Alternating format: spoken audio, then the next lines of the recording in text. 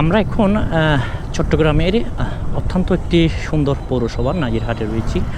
নাজিরহাটে আজকে আমরা দেখতে পাচ্ছি ছাত্ররা এখানে দায়িত্ব পালন করছেন এবং আজকে আপনারা জানেন স্বৈরাচার বিরোধী আন্দোলনের পর এখানে ছাত্রছাত্রীরাই কিন্তু এখানে দায়িত্ব পালন করছেন এবং আমরা কিছু দৃশ্য তাদের সাথে একটু কথা বলবো। আমরা এখন রয়েছি ফটিকছড়িতে। আমরা যতটুকু জানতে পেরেছি ফটিকছড়িতে এই মুহূর্তে আইন শৃঙ্খলা রক্ষাকারী বাহিনীরা নীরব ভূমিকার পাশাপাশি এখানে ট্রাফিকের দায়িত্ব পালন করছেন কলেজ শিক্ষার্থীরা। আমরা আসলে সেই দৃশ্যটি দেখব এবং আপনাদেরকেও দেখাবো।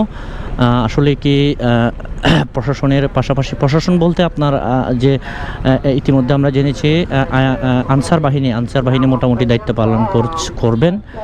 তবে আমরা এখন ফটিকছড়ি বাস স্টেশনে রয়েছি, যেখানে শিক্ষার্থীরা ছিল বলে আমরা বিভিন্ন সামাজিক যোগাযোগ মাধ্যমে অনেকগুলো ছবি দেখেছিলাম। আসলে কতটুকু সত্য সেটি যাচাই বাছাই এবং সরাসরি এসেছি। এখন বেলা 3:30। হ্যাঁ, অবশ্যই অনেক শিক্ষার্থীকে দেখা যাচ্ছে, সম্ভবত যারা দায়িত্ব পালন করছেন কিনা জানি না। এখনও পর্যন্ত কোনো শিক্ষার্থী এবং চোখে পড়ার মতো আচ্ছা কয়েকজন মাদ্রাসার শিক্ষার্থীকে দেখা যাচ্ছে। আসলে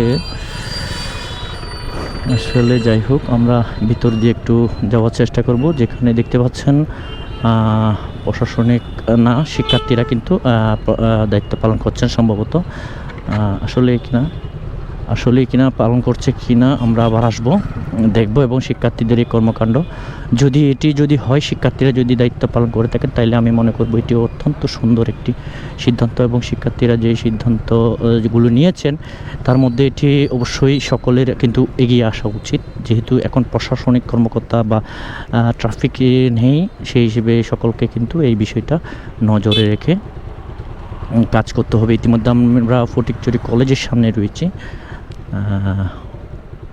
ফটিকছড়ি কলেজের সামনে থেকে আপনাদেরকে যুক্ত করছি।